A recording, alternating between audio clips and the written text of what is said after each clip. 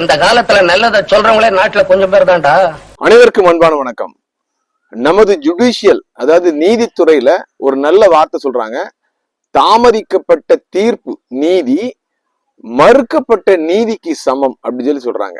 என்ன காரணம் அப்படின்னா, ஒரு மனிதன் குற்றவாளி என்று அறிவிக்கப்பட்டாலும் அது விசாரணை செய்து அவனிடத்தில் தவறு இருக்கிறதா இல்லையா என்பதை என்ன பண்ண உடனடியா சொல்லிடணும். அவனை காத்திருக்க வச்சுக்கிட்டே இருக்கக்கூடாதுன்னு சொல்றாங்க.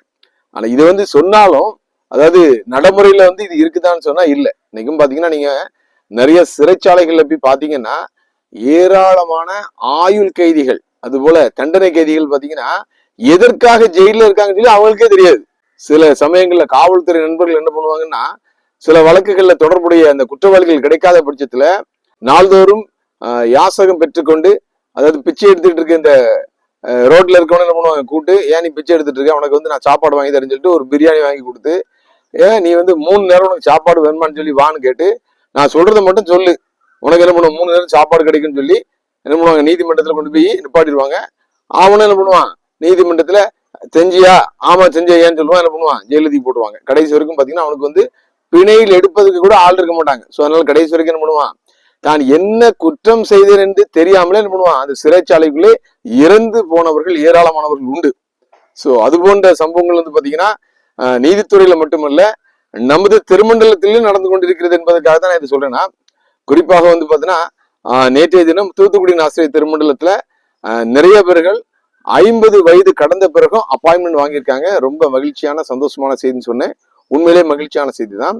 ஆனாலும் பாத்தீங்கன்னா தற்பொழுது அந்த இடத்துல 1-2 குறைகள் நடந்திருப்பதாக, தவறுகள் நடந்திருப்பதாக எனது தரப்புக்கு தகவல் வந்துள்ளது.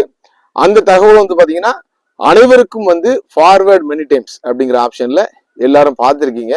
அது யார் அப்படின்னா, தாவீது சுந்தரனார் சபை மன்றத்தில் உள்ள சத்தியநகரம் என்ற சேகரத்தில் உள்ள அந்த சபையில உள்ள அந்த ஜெயந்தி அப்படிங்கிற ஒரு பெண்மணி என்ன பண்ணிருக்காங்க, ஒரு பெட்டிஷன் கொடுத்திருக்காங்க. ஸோ அதுல அவங்க சொல்லியிருக்கிறது என்னன்னா, 2012 சம்திங்ல என்ன பண்ணிருக்காங்க ரிஜிஸ்டர் பண்ணி, அப்புறம் 2013 என்ன பண்ணிருக்காங்க டெட் பாஸ் பண்ணி லிஸ்ட்ல ஃபர்ஸ்ட் இருந்திருக்காங்க.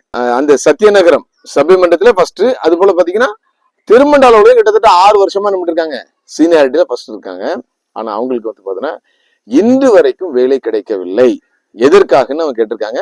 வேல்யூபிளா நிறைய பாயிண்ட்ஸ் என்ன பண்ணிருக்காங்க, கொடுத்திருக்காங்க. அவங்களுக்கு நல்லாவே தெரியும், கடந்த 5 ஆண்டு காட்டாட்சி நமது தூத்துக்குடி ஆசிரியர் திருமணத்தில் நடந்துச்சு. அங்க பாத்தீங்கன்னா நீதி, நேர்மை, நியாயம் எதுவுமே கிடையாது. பணம் இருந்தா அவங்களுக்கு வேலை. அவன் கஷ்டப்பட்டவனாச்சே, அவனுடைய வாழ்வாதாரமாச்சே, அவனுடைய உரிமையாச்சே, எதையும் என்ன பண்ணல அவங்க கன்சிடர் பண்ணல. அதனால பாத்தீங்கன்னா தங்களுக்கு தேவைப்பட்டவர்கள், தங்களுக்கு தேவை இல்லாதவர்களாக இருந்தாலும், எதிரணியினராக இருந்தாலும் பணம் கொண்டு வந்தவர்களுக்கெல்லாம் வேலை கொடுத்தாங்க. இது உங்களுக்கு நல்லாவே தெரியும். அந்த மாதிரி இவ்வளவு கீழ்த்தரமான ஒரு அரசியலை, இவ்வளவு கீழ்த்தரமான ஒரு செயலை பாத்தீங்கன்னா சாதாரணமாக இருக்கின்ற அரசியல் கட்சி கூட செய்ய மாட்டாங்க.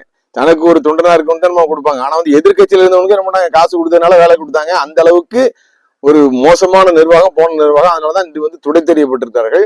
சோ அவர்களுடைய அந்த 5 ஆண்டு காலத்திலேயே இந்த பெண்மணிக்கு, இந்த ஜெயந்தி என்கிற பெண்மணிக்கு என்ன பண்ணல, சீனியாரிட்டியில வேலையே கொடுக்கல. சரி, அவங்கதான் போயிட்டாங்க. புதிய நிர்வாகம் வந்திருக்காங்க. இவர்களாவது நீதி செய்வார்கள் என்று எதிர்பார்த்து காத்திருக்கும் பொழுது, இப்பொழுது அந்த ஃபர்ஸ்ட்ல இருந்தவங்கள பாத்தீங்கன்னா 26வது இடத்துக்கு போட்டிருக்காங்களாம். என்ன அப்படின்னா, இவங்க டெட் பாஸ் பண்ணிருக்காங்க. இப்போ பாத்தீங்கன்னா கவர்மெண்ட்ல என்ன பண்ணிருக்காங்க, ஜியோ ரிலாக்ஸேஷன் பண்ணிருக்காங்க. அப்படிங்கறதுனால அக்கார்டிங் டு ஏஜ், வயதை காரணம் காட்டி, வயது மூப்பின் அடிப்படையில பாத்தீங்கன்னா தற்பொழுது நிறைய பேருக்கு வேலை போட்டிருக்காங்க. ஆனா இவங்க கேட்கறது, நான் கிட்டத்தட்ட 13 வருஷமா என்ன பண்றேன்னா சீனியாரிட்டியில ஃபர்ஸ்ட் இருக்கேன், எனக்கு ஏன் போடலன்னு சொல்லி என்ன பண்ணிருக்காங்க, ஒரு நியாயமான குரல் எழுப்பி இருக்காங்க. இவங்களோட சேர்ந்து இன்னொன்று பண்ணிருக்காங்க, சிலர் பாதிக்கப்பட்டிருக்காங்க. இந்த டெட் பாஸ் பண்ணி லிஸ்ட்ல இருந்தவங்க கடந்த அந்த நிர்வாகத்தினால பாதிக்கப்பட்டு அவர்களுக்கு வேலை வாய்ப்பு மறுக்கப்பட்டனால பாத்தீங்கன்னா தற்பொழுது பாதிக்கப்பட்ட நிலைமையில் இருக்காங்க. ஸோ அவர்கள் தற்போது நிர்வாகத்திற்கு கேட்பது, எங்களுக்கும் வேலை கொடுங்கன்னு சொல்லி. ஸோ தற்போது இருக்க நிர்வாகம் பாத்தீங்கன்னா பக்கா சீனியாரிட்டி போட்டிருக்காங்க. அதுல எந்த விதமான சந்தேகமும் இல்லை, அதை மறுப்பதற்கும் இல்லை. ஆனாலும் நிறைய பேர் சொல்ற விஷயம் என்னன்னா, இவங்களையும் கன்சிடர் பண்ணணும், ஏன்னா இவங்களும் குவாலிஃபைடு தான், இவங்களும் லிஸ்ட்ல இருந்திருக்காங்க. ஸோ அதாவது இவங்களை பாத்தீங்கன்னா இப்போ மெர்ஜ் பண்ணும்போது இவங்க என்ன பண்றாங்க, பாதிக்கப்பட்டு 26வது இடத்துக்கு போறாங்க. 26வது இடத்துக்கு போனாங்கன்னா இவங்களுக்கு வாழ்க்கையில வேலை கிடைக்கிறதுக்கு வாய்ப்பே இல்லை.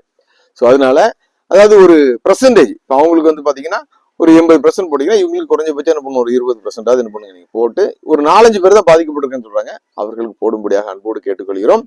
இதை செய்யலாம்னு சொன்னா கண்டிப்பாக செய்யலாம். ஏன்னா இவர்களும் தகுதியானவர்கள் தான், இவர்கள் நமது திருமண்டலத்தை சேர்ந்தவர்கள் தான், தவறே இல்லை. தற்போது இருக்கிற நிர்வாகம் வந்து பாத்தீங்கன்னா எல்லாவற்றையும் கேட்டு நல்ல விஷயங்களை என்ன பண்றாங்க, முடிவு எடுக்கிறார்கள். எனவே நீங்க செய்யணும். இன்னொரு விஷயத்தையும் சொல்றேன்னா, இயேசுவானவர் வந்து பாத்தீங்கன்னா எரிகோவை விட்டு செல்லும் பொழுது மார்க்கு 10ஆம் அதிகாரத்துல இது இருக்குது. பர்திமேயு அப்படிங்கிற ஒரு மாற்றுத்திறனாளி, பார்வை திறனற்ற ஒரு மனிதன் என்ன பண்றான், இயேசு வருகிறார் என்று கேள்விப்பட்டு ஐயரே எனக்கு இறங்கும், பார்வை கொடுஞ்சு என்ன பண்றான், கத்துறான். அப்ப அங்க இருக்கவங்க என்ன பண்றாங்க, அதட்டுறாங்க. ஏய் சும்மாறா, அவரையா நீ நம்ம கஷ்டப்படுறது என்ன பண்றாங்க, அதட்டுறாங்க.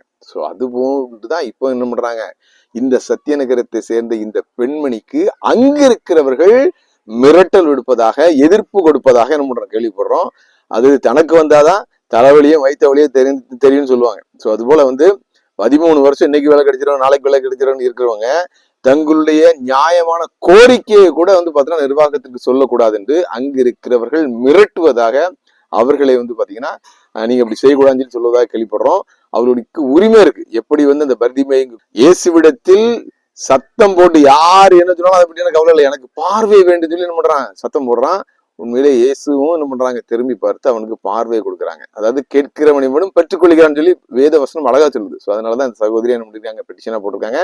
நமது திருமண்டல மக்களும் பெரிய மனதோடு அதை ஃபார்வர்டு மெனி டைம் சொல்லி என்ன பண்ணிருக்காங்க, நிர்வாகத்தின் காதுகளுக்கும் கண்களுக்கும் கொண்டு போய் சேர்த்திருக்காங்க. அனைத்து மக்களுக்கும் நன்றி சொல்கிறோம். எனவே தயவு செய்து நீங்கள் உடனடியாக இவர்களுக்கு, இந்த பெண்மணிக்கு குறிப்பாக எத்தனையோ வேலைகள் இருக்கு, நம்ம திருமண்டல வேலை இல்லாம இல்ல, இவர்களுக்கு 26வது இடத்துக்கு செல்வது வந்து பாத்தீங்கன்னா மிகுந்த அநியாயம். வேதாகமத்துல இன்னொரு உதாரணம் இருக்கு. கிட்டத்தட்ட 38 வருடம் ஒரு மனுஷன் என்ன பண்ணுவான், அந்த பெதஸ்தா குளத்துல கிடப்பான். தூதன் வந்து கிடக்கும் போது யாராவது நமக்கு ஹெல்ப் பண்ண மாட்டாங்கன்னு சொல்லி என்ன பண்ணுவான், பாப்பா அவனை கொண்டு போய் சேர்க்கறதுக்கு ஆள் இருக்காது. அப்ப என்ன பண்றாரு, இயேசு தேடி வருகிறார். அதாவது பாதிக்கப்பட்டவர்களை தேடி விசாரித்து அவர்களிடத்தில் வந்து அவனுக்கு சுகம் கொடுத்தாரு. மற்றவெல்லாம் என்ன பண்ணா, தேவதூதனுக்காக காத்திருந்தான். ஆனால் தேவனே வந்து என்ன பண்ணாரு, அந்த பாதிக்கப்பட்டவனை தேடி சென்றார். இதுதான் மற்ற மதங்களுக்கும் நமது இயேசுக்கும் நமது கிறிஸ்தவத்துக்கும் உள்ள வித்தியாசம். பாதிக்கப்பட்டவர்கள் எங்க இருந்தாலும் இயேசு போனது போல நிர்வாகம் அவர்களை அழைத்து அவர்களுடைய குறை என்ன என்பதை கேட்டு அவை நிவர்த்தி செய்து குறைந்தபட்சம் அவர்களுக்கு ஒரு நம்பிக்கையாவது கொடுக்க வேண்டும், ஏதோ வேலை அவர்களுக்கு கொடுக்க வேண்டும் என்று அனைவரும் எதிர்பார்க்கிறார்கள். நமது வலைதளம் மூலமாகவும் அதை நான் வெளியிடுகிறேன். இப்போது இருக்கிற நிர்வாகம் நிச்சயமாக இதை செய்வார்கள் என்று மனதார நம்ம நம்புகிறோம். ஜுடிஷியல்ல இன்னொரு நல்ல ஒரு வார்த்தையும் இருக்குது, 1000 குற்றவாளிகள் விடுதலையானாலும் ஒரு நிரபராதி தண்டிக்கப்படக்கூடாது சொல்லி. எனவே இந்த பெண்மணி ஒரு தகுதியானவர்கள், பன்னெடுங்காலமாக காத்திருக்கிறவர்கள், தனக்கும் நியாயம் கிடைக்கும் என்று நம்புகிறார்கள். அவர்களைப் போல நாங்களும் நம்புகிறோம். திருமண்டல மக்களும் நிச்சயமாக இந்த நல்ல செய்திகளுக்கு உங்களுக்கு உறுதுணையாக இருக்கும். எதிர்கால வரலாறு சிறந்த ஒரு நிர்வாகம் என்று உங்களை புகழ ஆரம்பிச்சுட்டும் அனைவருக்கும் நன்றி. சொல்றவன் சொந்த வாழ்க்கைய பத்தி எல்லாம் கிளறி பார்க்காதே, அவன் சொல்றதுல அறிவுக்கு பொருத்தமா இருந்தா நடங்க.